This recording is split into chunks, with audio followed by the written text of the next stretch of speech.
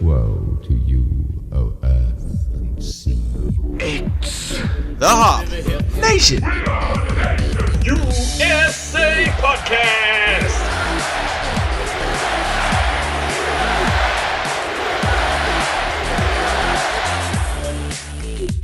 It's episode 151 of the Hop Nation USA podcast, and we're still in quarantine because we're good like that.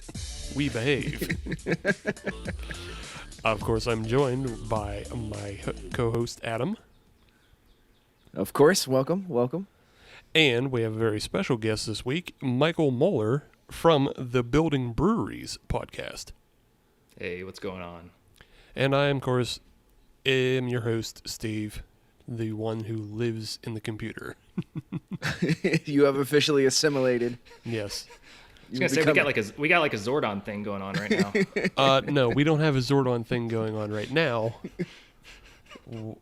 But we have a Zordon thing going on now. Wait. What? Oh, son of a bitch. Oh man. I see you used your off time a lot better than I did. Dude, that was literally... You descended. Yeah, that's literally less than an hour of work. I spent my time eating Swedish fish instead. Yeah. I threw that together at 5. That's awesome. So, yeah. So we get to look at that through the entire episode now? Yes. Nice.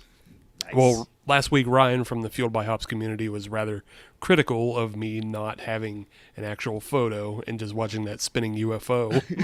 So, I do appreciate that you used a relatively recent photo of you where you have your quarantine haircut.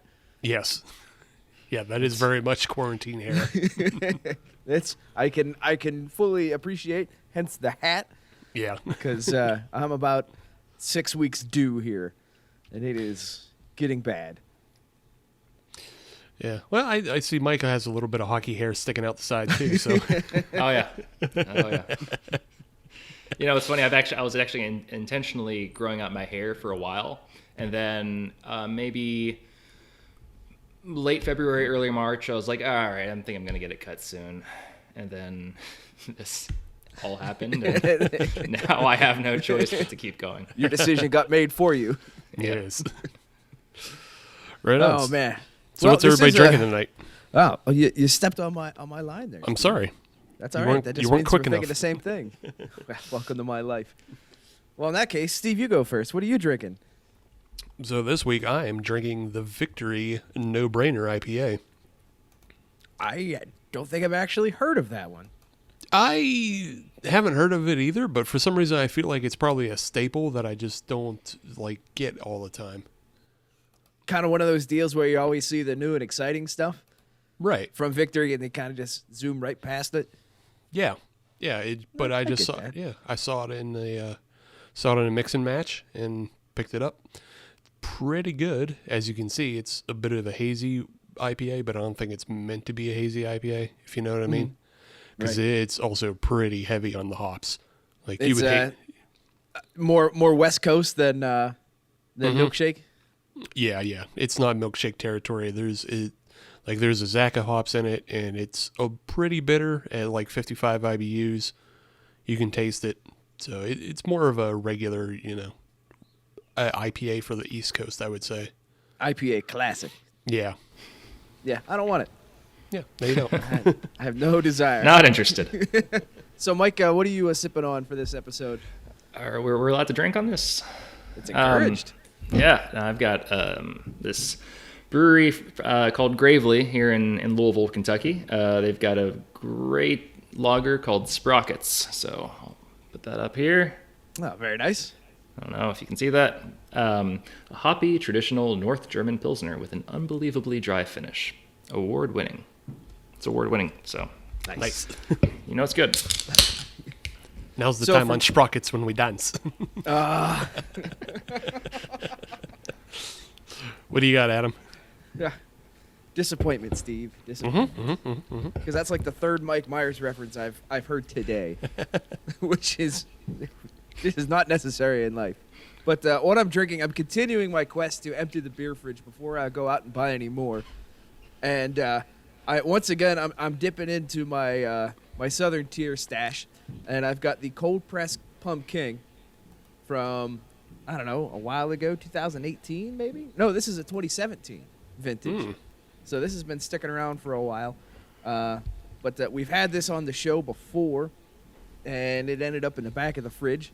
Now it's in front of me, and it's still good. It's still got the coffee. It's still got the pumpkin. It's just not the right time of year for it. Still 9%. It's what is it? 8.6, I think it is. Yeah, 8.6. Yeah. So. This is also the second pumpkin beer that you've drank since I we've know. gone into quarantine. Oh, I know. I've got one as well waiting for me in the fridge, and I just can't do it yet. No, well, that's why I'm getting into this beer, because we're getting into the bottom of the barrel here. I'm running out of the stash really quick. But I'm at the point where I just want to rush through the rest of it so I can go get new stuff. Well, Maybe. I mean, I know this, doesn't apply to Mike much, but the Pittsburgh release schedule that Cans Pittsburgh was putting out today is full up. Like, Abjuration has like a candied watermelon sour coming out. I saw that one. Yeah. I might have to make a trip. Yeah, I Grist might House have to break my own rules. Grist House has got a shitload coming out, and Bloom Brew has started canning now, and I think they have like 4 coming out. See, that would be a good excuse to go take a bit of a solo road trip. Yeah, I don't know where they're getting distro into. I think it just might be at the brewery, but Right. And they're either 2 tunnels or the long way around. yeah, down 70 and whatnot. Right. Super Right. good local humor, especially for our guests from Kentucky.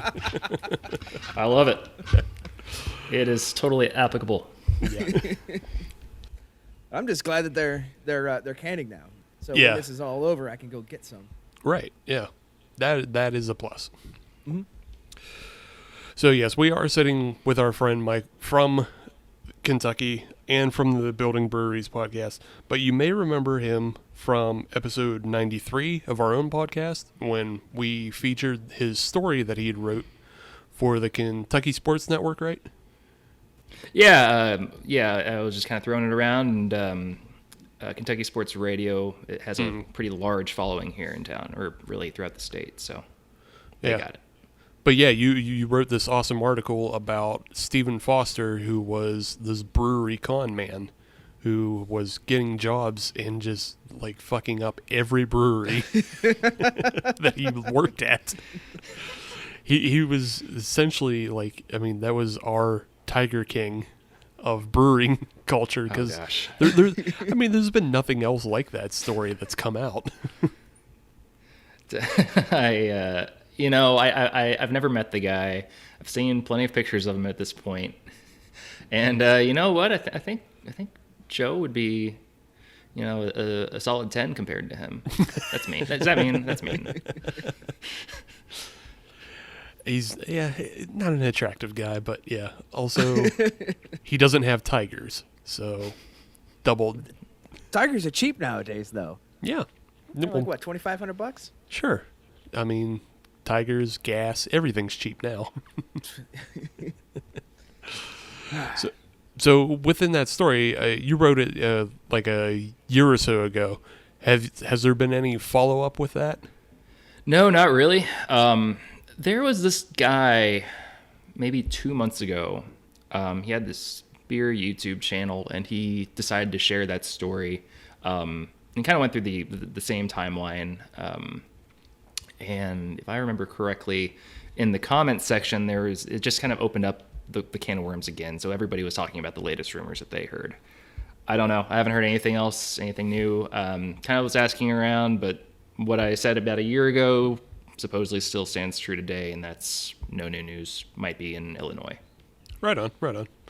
Yeah, that's better news than he found his way into another brewery and ruined it. Yes. Because I believe he, what's the cidery that's out by us, Adam, that he spent time at?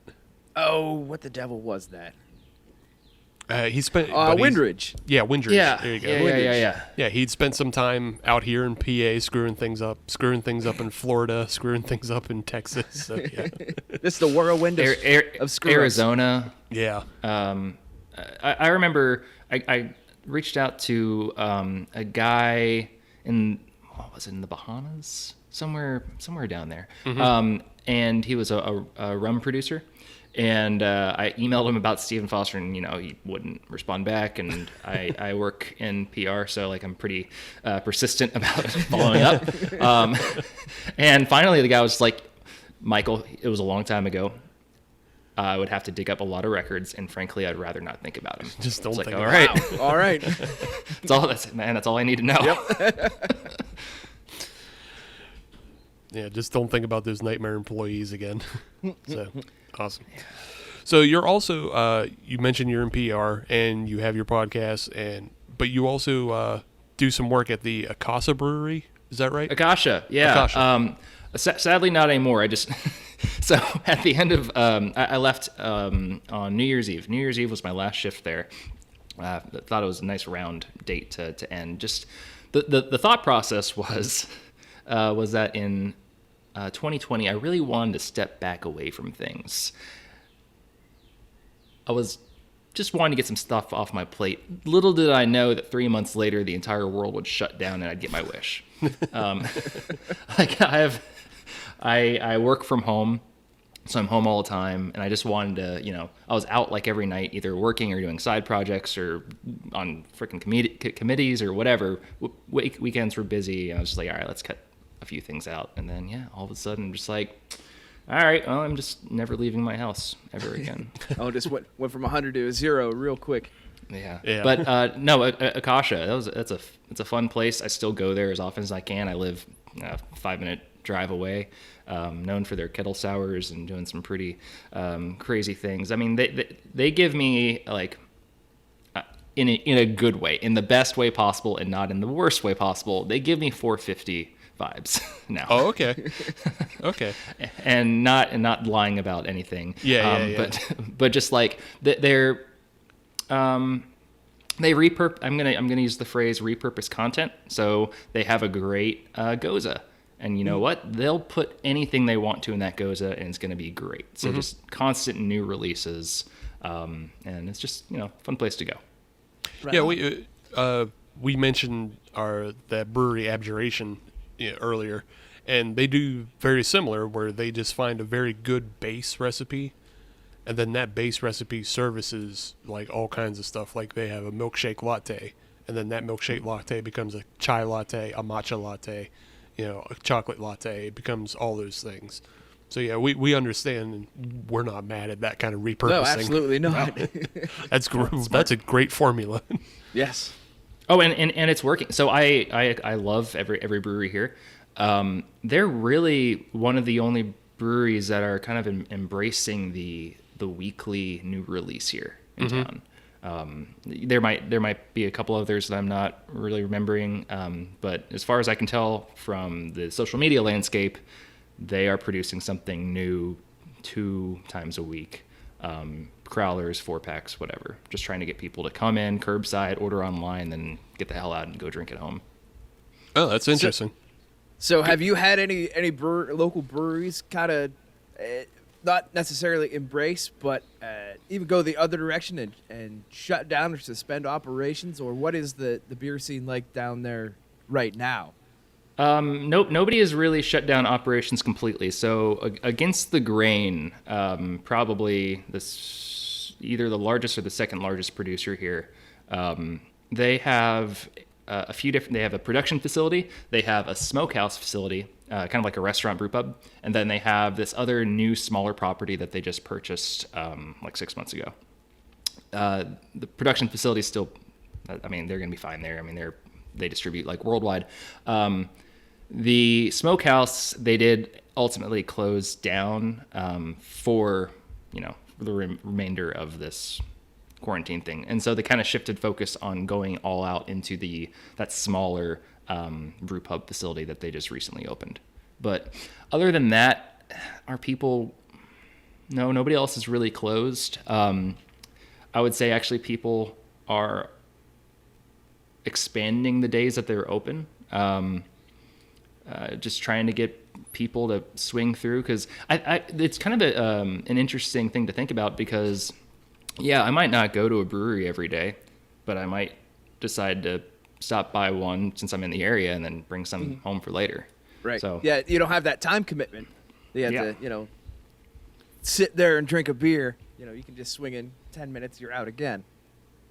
Yeah. No, so it's been interesting to watch, and I was, and still am, pretty worried about everybody here, but it's, week 4, week 5 of Kentucky's own shutdown. I'm really proud to see how these people have kind of persevered and used some cool innovations in their favor.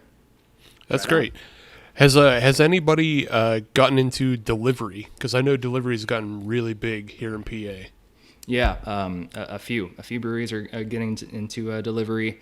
It's just really entertaining to watch too. Not just breweries, but there's a beer store too here, Louisville Beer Store, and a sister company called Holy Grail. If you're ever in Louisville, it's like the best place to ever go. It's great. But yeah, I mean, I love all these people, offering to deliver, and I'm an idiot because I live in a pretty central part of town, and I'm next to all these places, and part of me is like, you know what, I should just get them to deliver this because I don't really want to go out. Just no.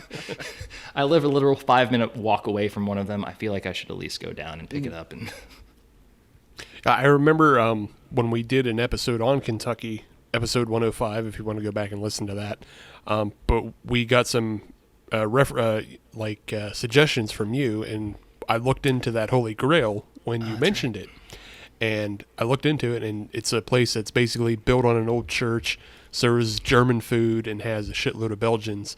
And as far as I know, that's very appropriate for anybody coming from PA. We love all those things. So. Oh yeah, it's a great spot. It's attached.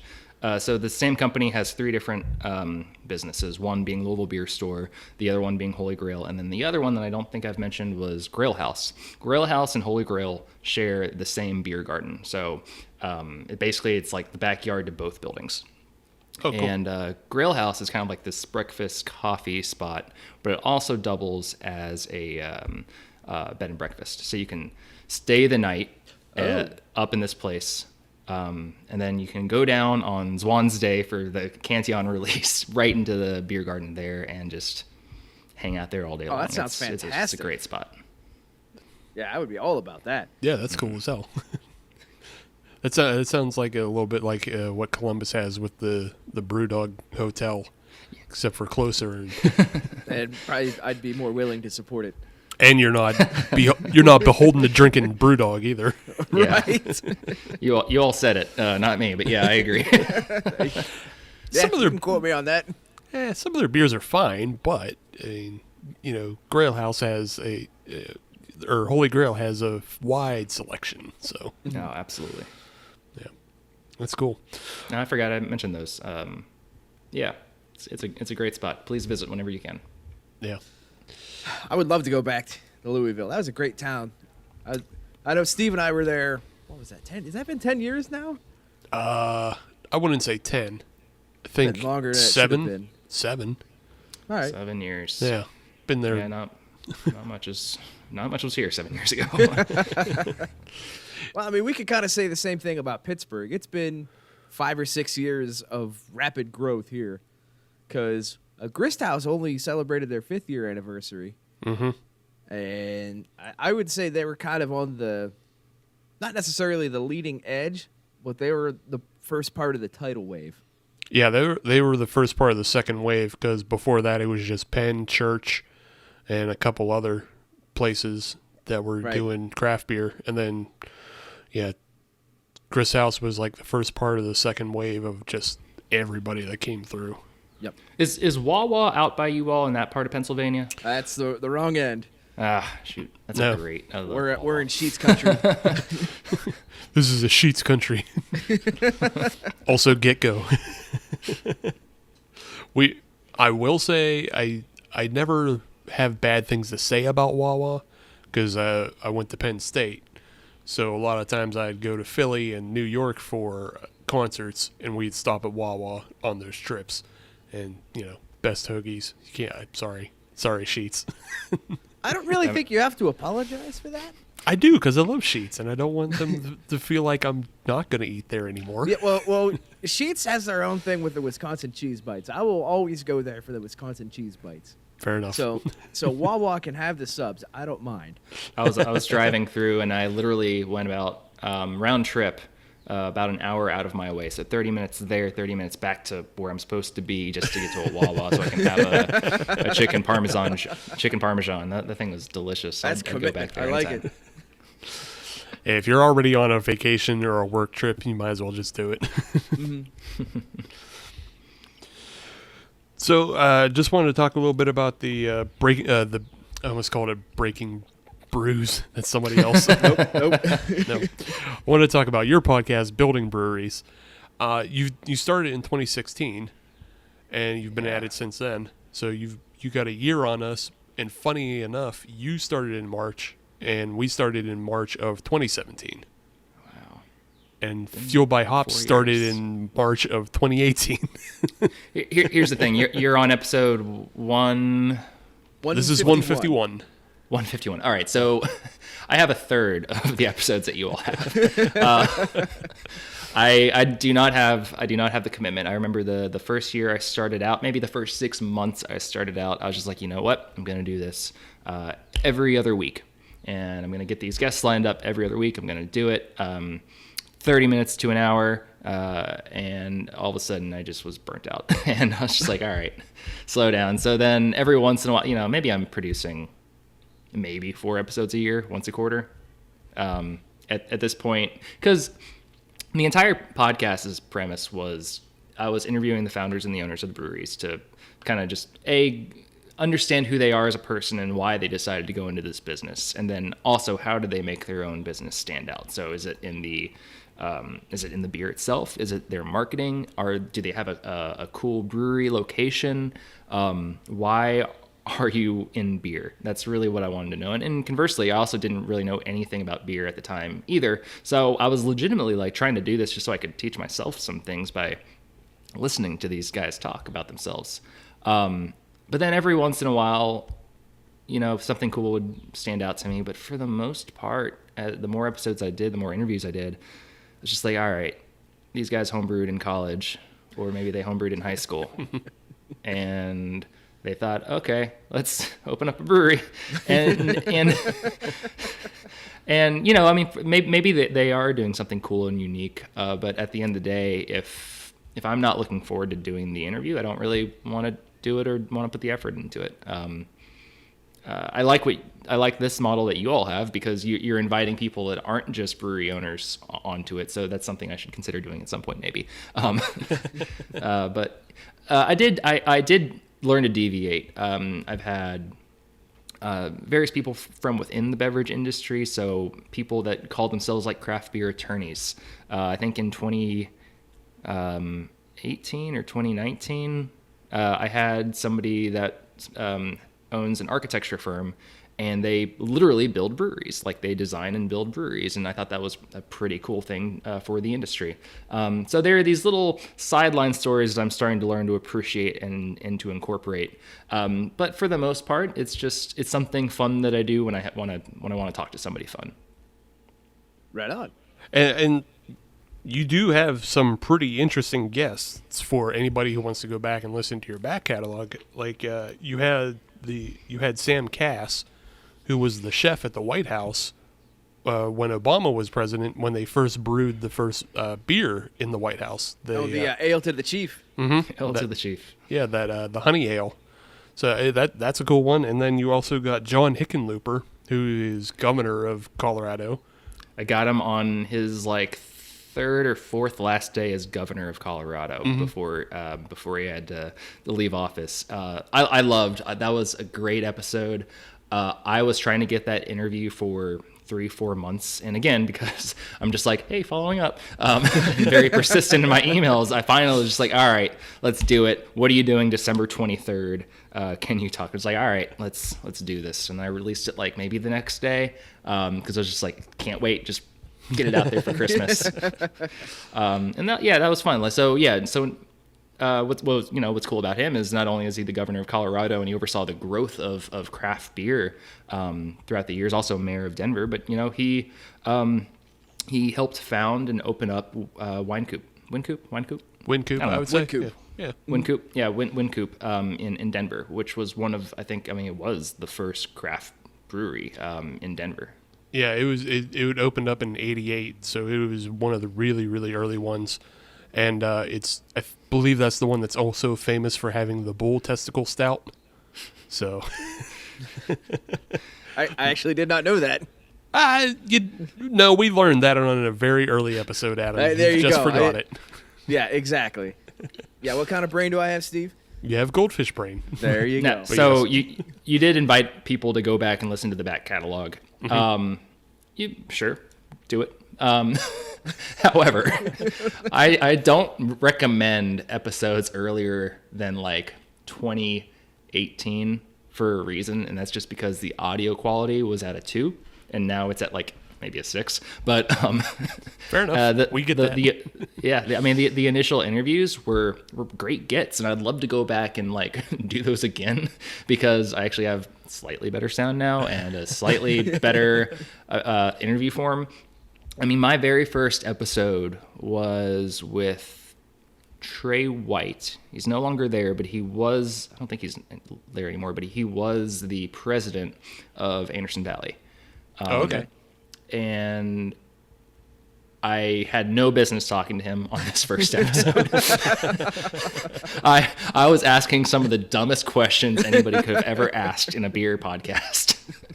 And I remember I actually emailed them back and was like, I'm really sorry, but thanks for doing that. And I think I kept the episode up for maybe 6 months, and then I started getting some new episodes that were a little bit better. And then I have no record of that episode ever happening. I took it down. I think I deleted the original interview, so that's gone, lost forever. So now the unofficial first episode is Ryan Geis in Cincinnati. Oh, yeah, we like them. Yeah, we've had them on the show more than once. Great. Yeah, and I've had them in regular drinking sessions more than once. Yeah, I enjoy their sangria, and I also drink their ciders. I don't know. I like my cides. So we can appreciate the early episode issue in terms of quality and in terms of formatting and how to work with things, and you haven't found your true voice yet. Mm-hmm. The first, I'd say, probably 15, 20 episodes, I would not recommend to anybody. I would not recommend our first 10, and then I would say even after that, we improved our audio quality by around episode 50 or so. So yeah, we get it. All part of the process, though. But also, yes, please listen to every episode ever. Twice if you need to. Yeah, boost those numbers. All right, well, we're winding down this first segment here. Just wanted to come back to what everybody's drinking. And Adam, why don't you start us off? How do you feel about the cold pressed coffee Pumpking 2017 edition? It's still good. Wrong time of year. I'll admit, it's getting into late April, so I'm starting to look for those grass cutters. I'm starting to look for the Hefeweizens, things like that. But it's kind of a crappy day today, so this beer fits quite well. Mm-hmm. So I still like it. I'm still jamming on it. Yeah, it's still chill enough that yes. Works. Yeah. Yeah. Unfortunately, this beer does not go into the stout category where all weather is stout weather. All weather is stout weather. So this one you kind of have to play by the rules a little bit with this one. Right on. Mike, how about you? How are you? The Sprockets is still good. Like I said, Gravely. It's a lager, and weirdly enough, I know lagers and pilsners are the reason why breweries really don't make them that often is because they're really easy to mess up, and if you don't have a good one, then people are going to know. At the same time, it's hard for me not to like a lager, so it could be a mediocre one. I'm just like, this is great. So this is still tasting good. Nice. Right on. Steve, how about what you got going on? Yeah, of course. I finished my can of No Brainer IPA by Victory, and hey, it's a fine drinking IPA. It doesn't cross that line of being soft baby kisses from a New England IPA, so I like that. But it's not a complete palate wrecker.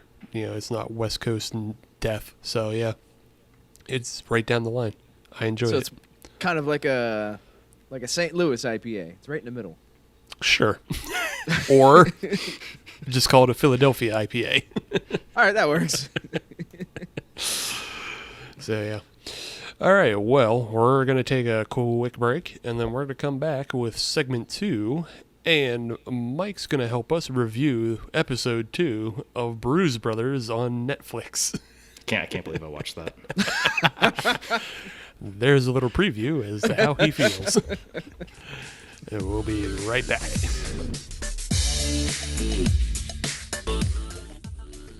All right, welcome back to episode 151 of the Hop Nation USA podcast, and unfortunately I have no Bacardi in my fridge because the damn state won't sell it to me. Have you tried to go online and get the online sales going? Yes, I've tried to go online and get the online sales going. I think now that they're opened up to where we can call and do curbside pickup, I think I'll be able to get through. Because I know which less frequented liquor store I'll go to. But you know how to game the system? I think I have a game the system plan. But yeah. Mike, you don't have that problem in Kentucky, No. do you? Yes.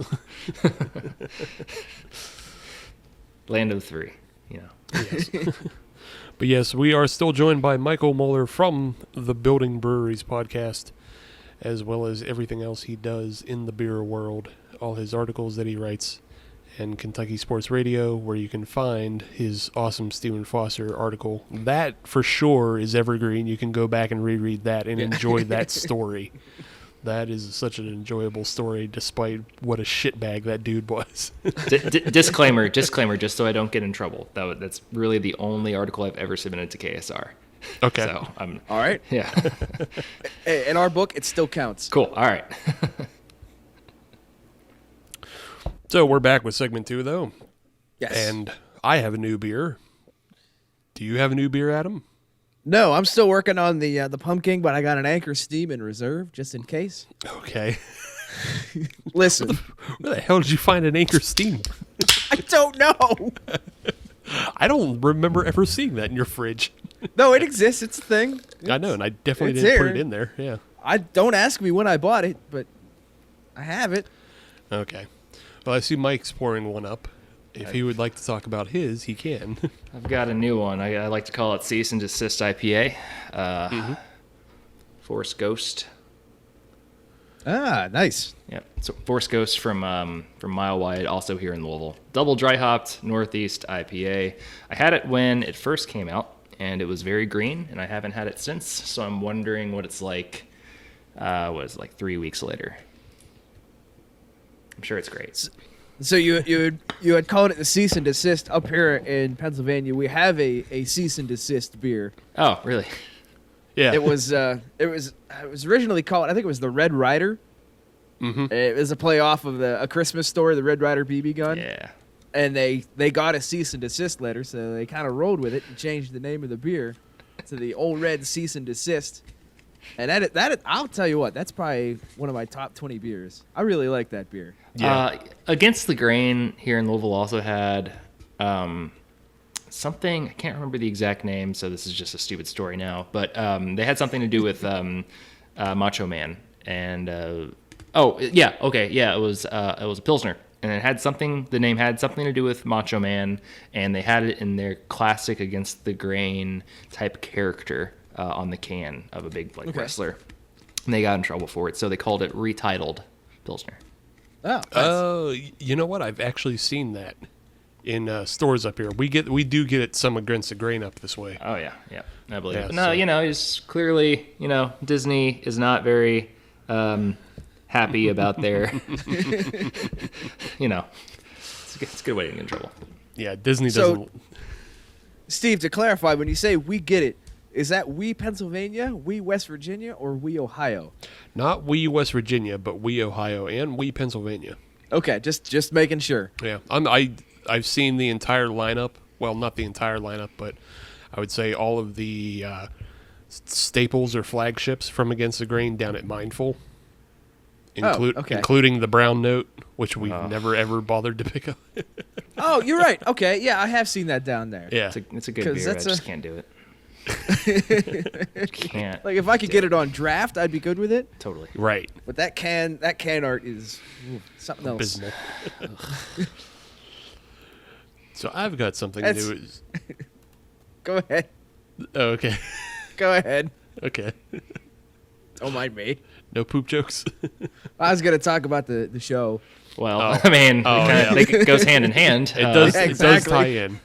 So I'll be quick then. What I'm drinking now though is Jackie O's or raspberry wheat. Ooh, how is that? It is not bad at all. Okay, all right. It's I know I've had it. it's very like it's not overly sweet, but it is sweet. So, but Okay. it's easy drinking. Obviously, it's not hoppy because it's a wheat ale, and you can see that there's a lot of shit floating around in there because it's made with raspberry puree. So yeah, but otherwise, yeah, it's really good. It's easy drinking, and this is the first Jackie O's beer I've had since I had their Java the Stout. To Okay. tie back into other Disney properties getting stolen. Everybody's stealing everything nowadays. That Java the Stout I did not like. That was one of the worst beers I've had in a while, and I didn't drink Jackie O's for years until now. So. So they're back in your good graces. Yes, I'm happy to report this one is very good, and I would drink again. Good. They're not going down the path of Evil Twin. Right.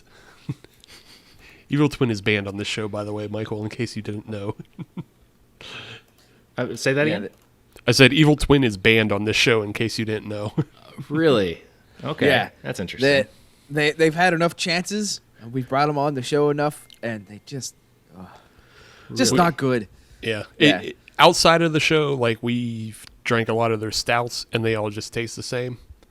Yeah. Yeah. And then on the show, we've had one beer that was called the Sour Bikini that was near undrinkable.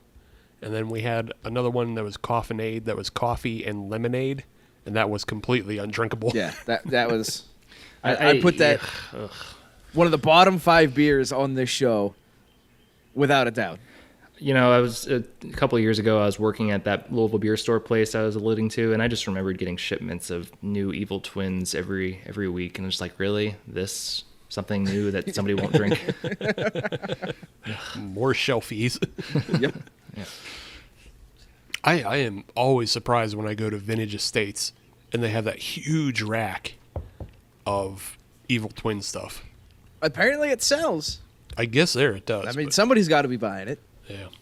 It won't be me. And speaking of not buying it, I don't buy this show by Netflix. It's a great segment. Ah, yes, the Brews Brothers conversation.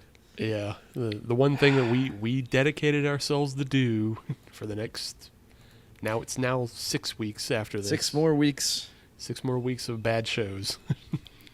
Well, Ryan last week, Ryan from Fueled by Hops, he went through the entire series. He said it got better.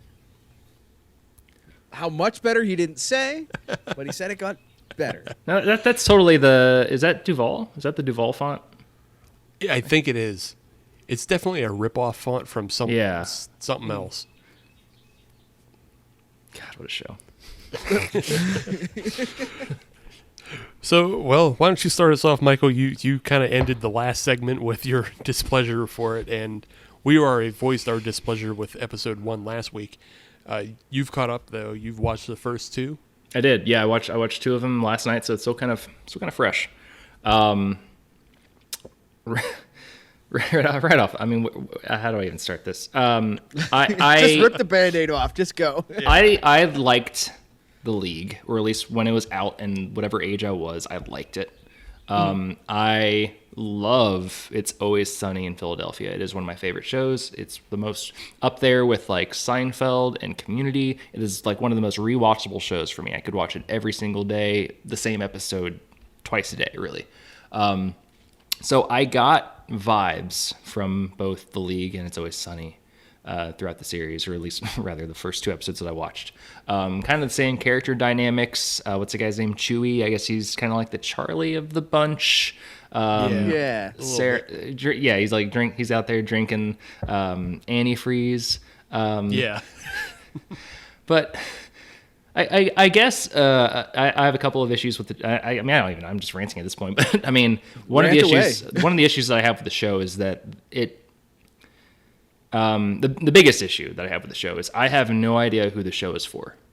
Who is their target audience? Is it for beer nerds? Is it for people who has a beer nerd friend that they want to make fun of occasionally?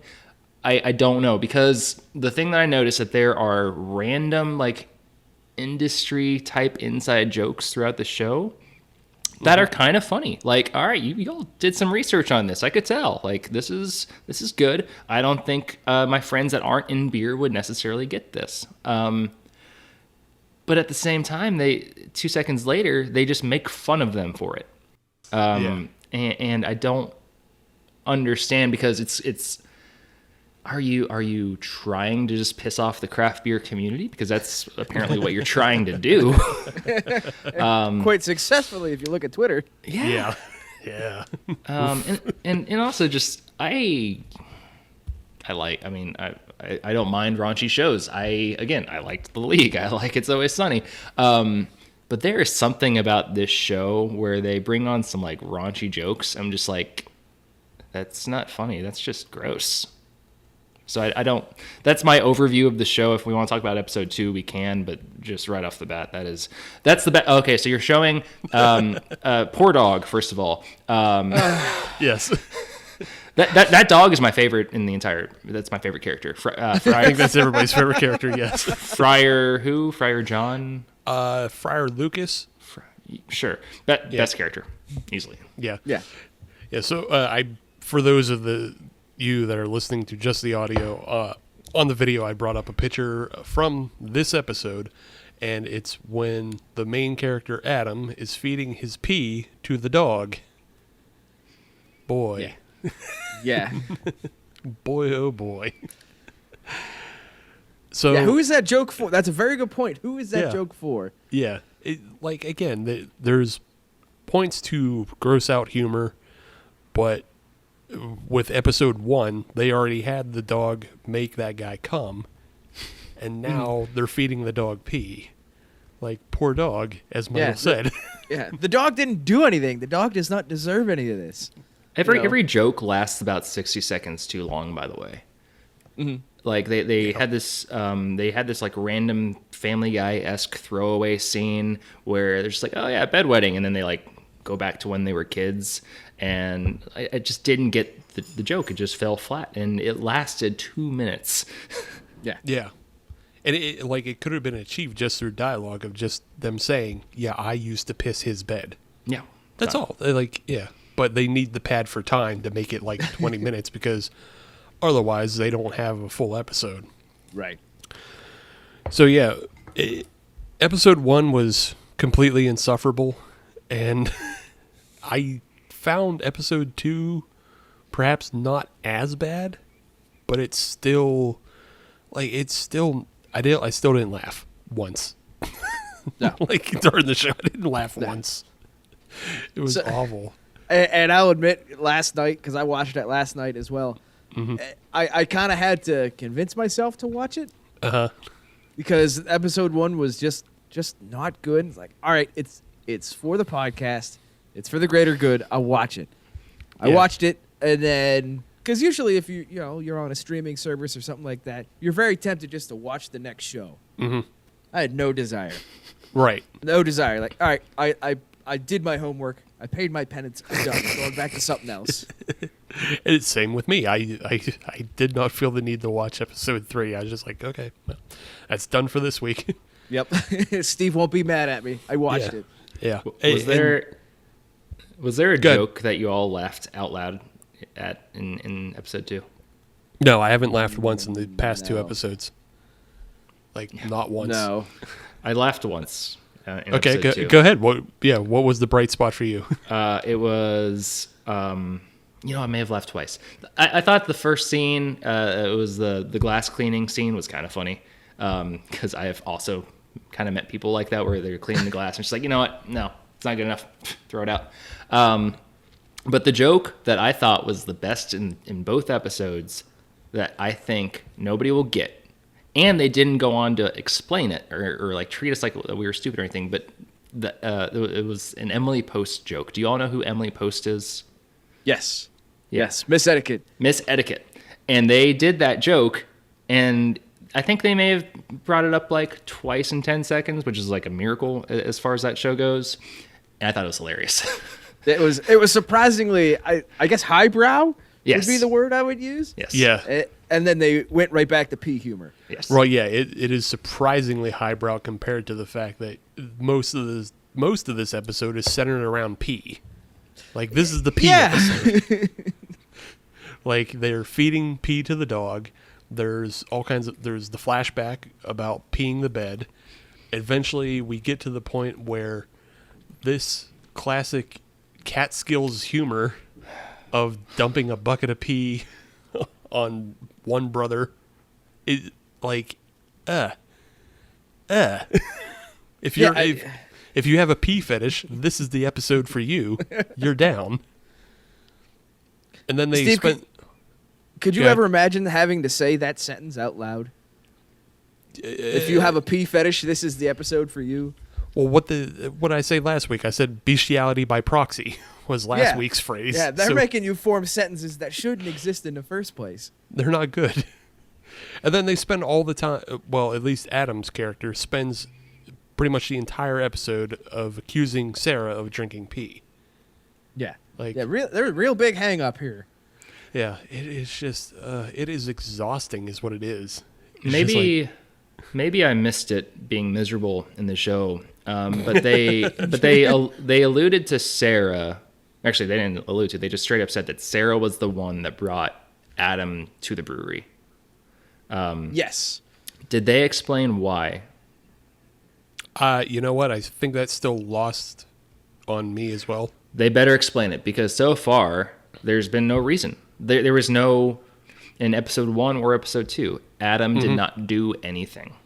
No, he has brought no redeeming qualities whatsoever. I thought, when they were doing the presentation for the Steve Rizzani or whatever his last name is, the 9/11 Ranazizi. Rizzini, yeah, whatever.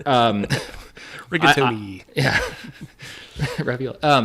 I thought that, all right, so this is going to be Adam's chance, like, to show his worth, and so that's why Sarah brought him into the brewery, because he can make good beer, and he's going to at least help this place turn around, even though he's kind of quirky and weird. And then all of a sudden, no, it was actually that guy's beer. Oh, and also, guess what? It had piss in it. Yeah. Yeah. It's just going to be a giant piece of shit. Yeah. And then when they had the opportunity to sell the stout, he tried to stop them from selling the stout because he thought it was an inferior beer, but they're making a sale. Yeah. So he's not a good businessman. He's not a great brewer. And he's an overall nuisance and asshole. He's the worst character. Like, he has no redeeming qualities. Yeah. It's almost like they saw Sheldon Cooper on The Big Bang Theory and decided to put him in a brewery and then crank him up to 11. Oh, that's right. Doesn't that just make you feel bad? Well, even worse. At least, I mean, I don't watch The Big Bang Theory, but the main gist is that Sheldon is always right. You just have to deal with his personality. This is if they took Sheldon and then Dennis from Always Sunny.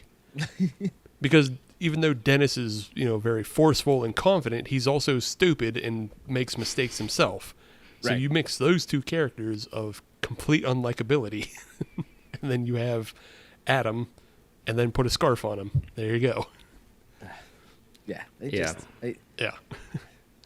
But Doug- unfortunately, without him, what story would they have for the brewery? They can still come up with stories of, like, they have to sell beer. They have to, deal with Chewy inviting his old workmates in. You can still deal with those without Adam. You just have to find a reason for Adam to be there. Like Michael was saying, he has no reason to be there because he hasn't proved his worth in any way.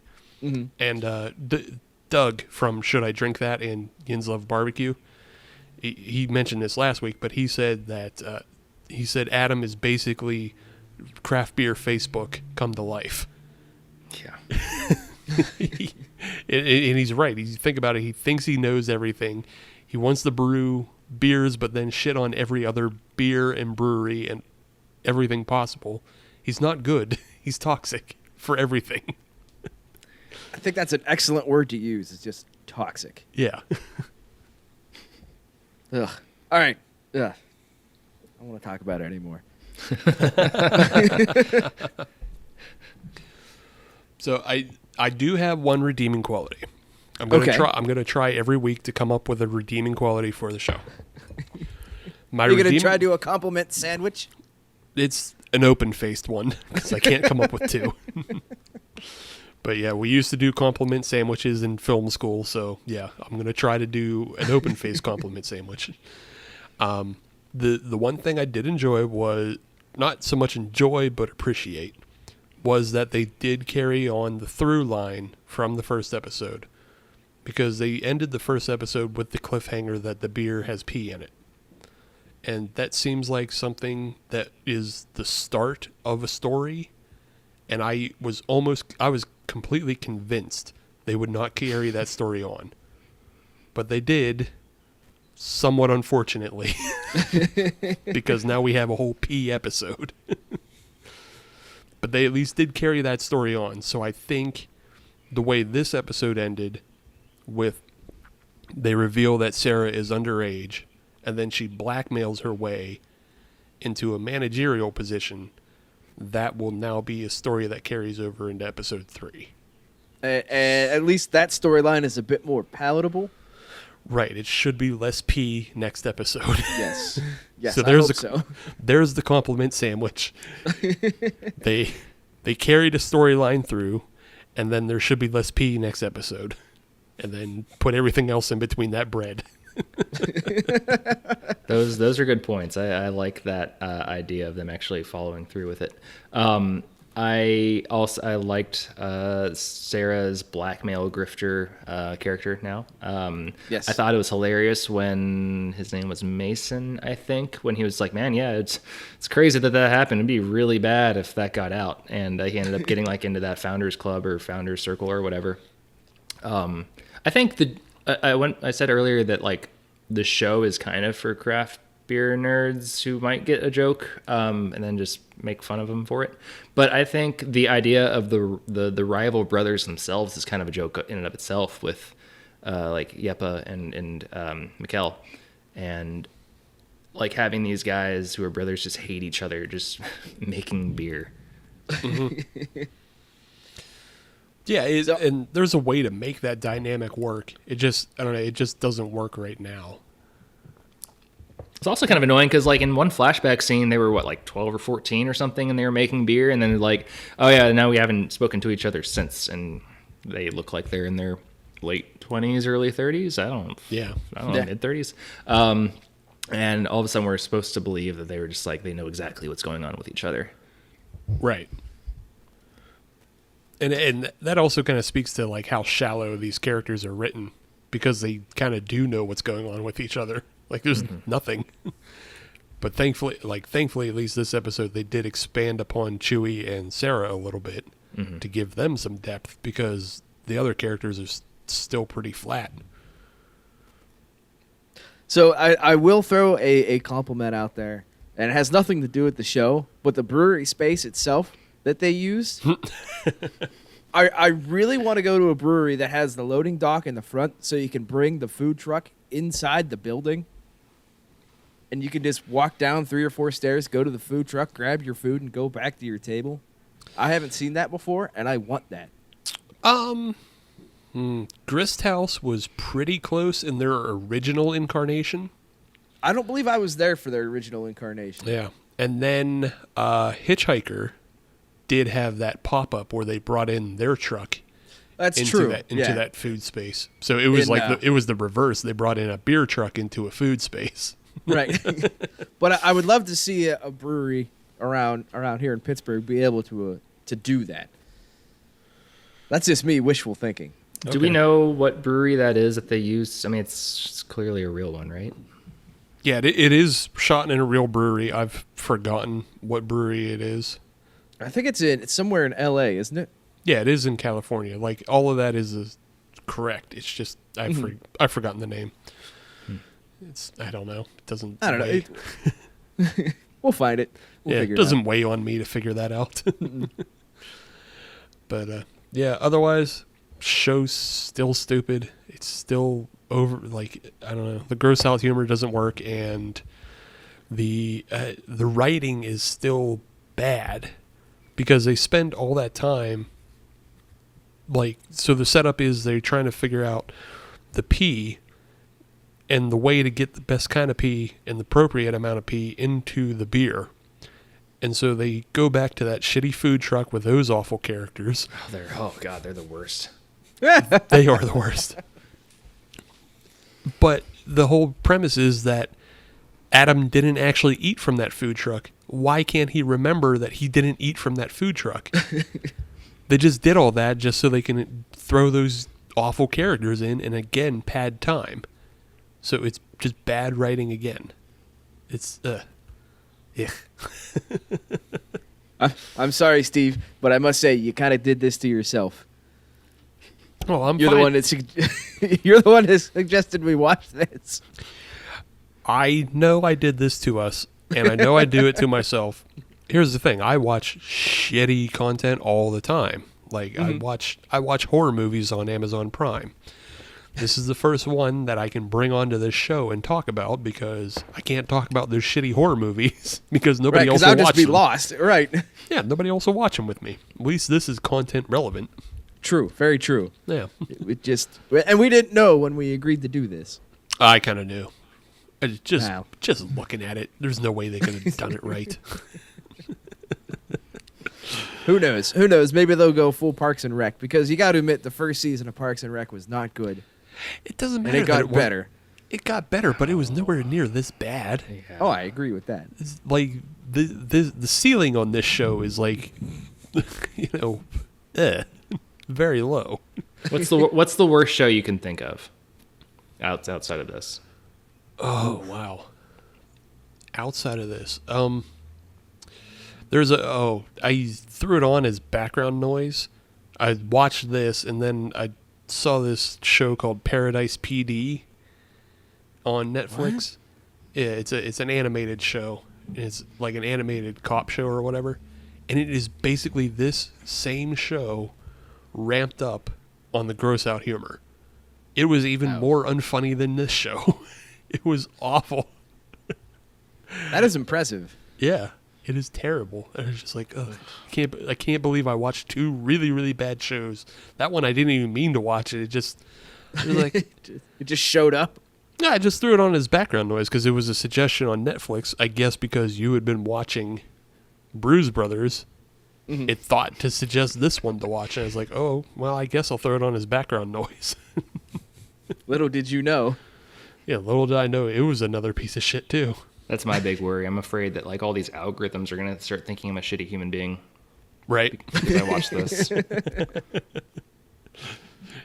You watch this. We also think you might like Honey Boo Boo and I forgot that was a thing. Man, those were simpler times. simpler times, simpler people. So, Yes. we've got our beers.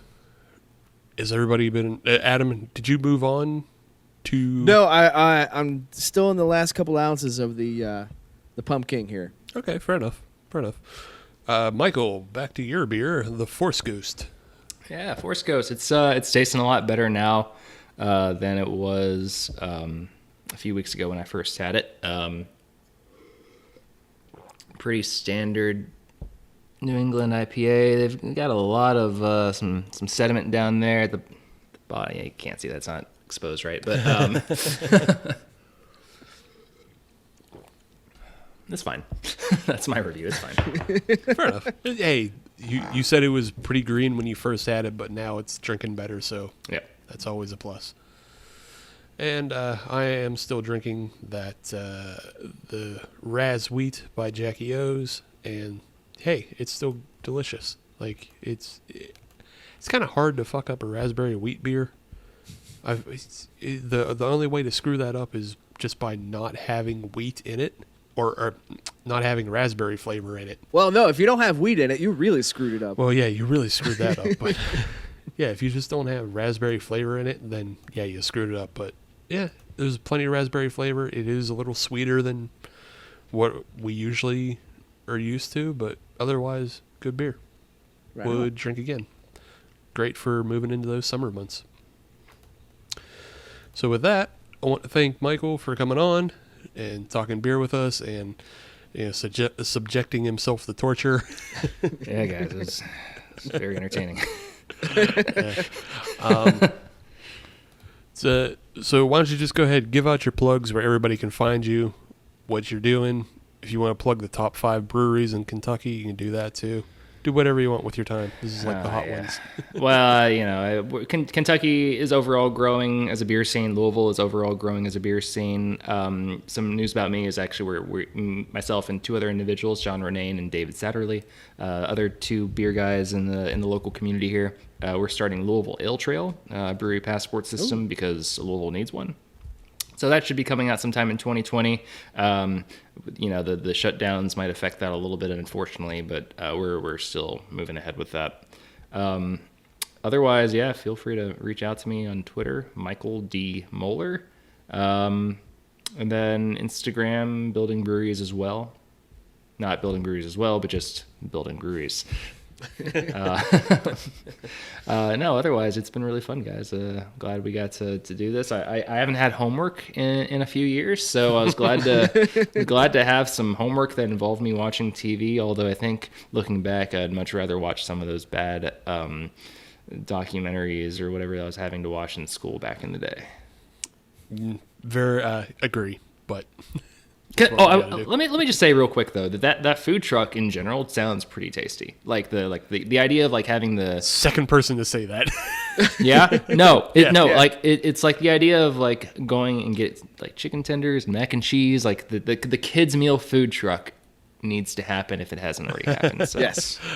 Our guest last week said the same thing. No, yeah. I don't think we disagree either. It's just funny. It's just funny that this same thing has come up this week. It's the redeeming quality of the show. Is like that food truck idea should happen now. Yeah, tendies and juice boxes, absolutely. Apple slices. Yeah. All right. Well, if you want to find us on social media, all you have to do is search Hop Nation USA, and that'll get you Twitter, Instagram, and Facebook. And if you want to listen to brand new episodes of the Hop Nation USA podcast every Friday, as you should, then search Hop Nation USA on your favorite podcatcher, like Stitcher, Podbean, Apple Podcasts, Spotify, Google Podcasts, and all those other casts. We're on all of them, I believe. And if you're on any of those platforms, leave a 5-star review because we are a 6-star show, but they only let us use 5. And that's a bigger crime than feeding your pee to a dog. Again, thanks for coming on, Michael. Good time. And we'll invite you back to come on to, I believe, week 8. We're going to try to do a big Zoom conference call and have all our guests come on, and we'll do a full season finale review of the show. So if you would like to come back, we'll invite you. I'll watch them. Okay. I've watched Feel free to say no as well. I've watched Supernatural for 15 years. I can watch 8 episodes of this Brews Brothers show. Oh, so. Six now. 6. You've already done 2. You only got 6 more to go. Yeah. I appreciate it, guys. Thank you. Yeah. Thanks for coming on. And, we'll see you next week.